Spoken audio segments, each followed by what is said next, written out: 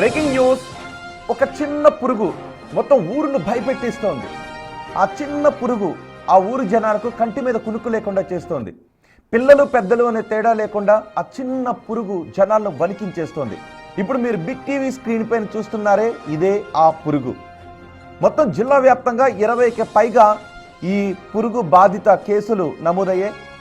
జనరల్గా ఇది మనకి ఊళ్ళల్లో కనిపిస్తూ ఉంటుంది. దీన్ని రకరకాల పేర్లతో కూడా పిలుస్తూ ఉంటారు. అయితే ప్రాణాంతకం కాదు అని డాక్టర్లు చెప్తున్నా లైట్ తీసుకోలేకపోతున్నారు స్థానికులు. ముఖం, చేతులు, ఒంటిపై దద్దుర్లు చూసేదో అలర్జీ అనుకుంటే పొరపాటి. ఆ పురుగు యాసిడ్ విడుదల చేస్తుందని చెప్తున్నారు.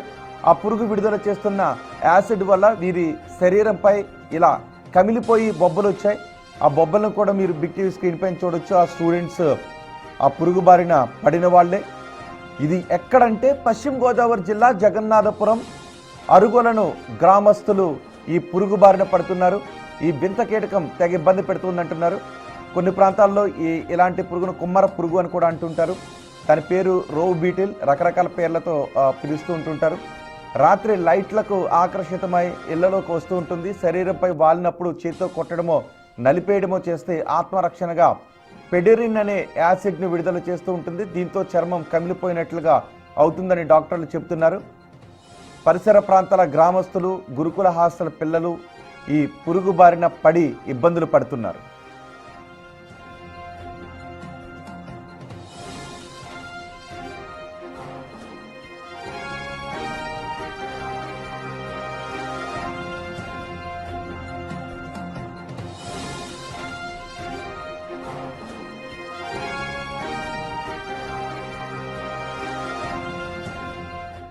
ఈ పురుగు ప్రమాదకరమైనది కాదు, భయపడాల్సిన అవసరం లేదు అని డిఎంహెచ్ఓ గీతాబాయి చెప్తున్నారు. పురుగు వాలితే చేత్తో కొట్టొద్దు అంటున్నారు. కాగితంతో పక్కకు నెట్టేయండి అని సూచిస్తున్నారు. రాత్రిళ్ళు దోమతెర వాడాలి అని చెబుతున్నారు. అవసరమైన మందులు, ఆయింట్మెంట్లు అందుబాటులో ఉన్నాయని టెన్షన్ తీసుకోవద్దని డాక్టర్లు అంటూ ఉన్నారు. అయినా గ్రామస్తులు మాత్రం భయపడుతూ ఉన్నారు. ఎందుకంటే ఆ పురుగు కుట్టిన చోట, ఆ పురుగు ఎక్కడైనా వాలితే దాన్ని గెంటిన చోట దద్దుర్లు వస్తూ ఉండటంతో గ్రామస్తులు భయపడుతున్నారు. మా ప్రతినిధి సాగర్ ఉన్నారు పూర్తి సమాచారం అందించడానికి. సాగర్, ఏంటి పురుగు గురించి డాక్టర్లు ఏం చెప్తున్నారు? వాళ్ళ శరీరంపై చూస్తుంటే పెద్ద ఎత్తున దద్దుర్లు వస్తూ ఉన్నాయి ఎక్కడైతే వాలిందో.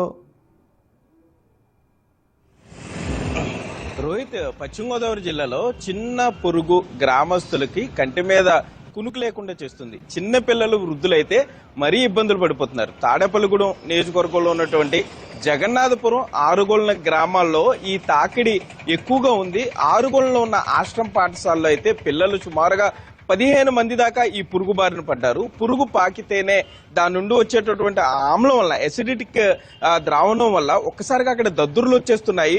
దద్దుర్లతో పాటు దురద, కొంచెం నొప్పి వస్తుంది. 3-4-5 రోజుల తర్వాత నల్ల మచ్చలు ఏర్పడి మళ్ళీ ఆ చర్మం ఊడిపోయే పరిస్థితి ఉంది. వైద్యులు ప్రాణాపాయం లేదని చెప్తున్నారు. పురుగుని చేత్తో చంపొద్దని చెప్తున్నారు.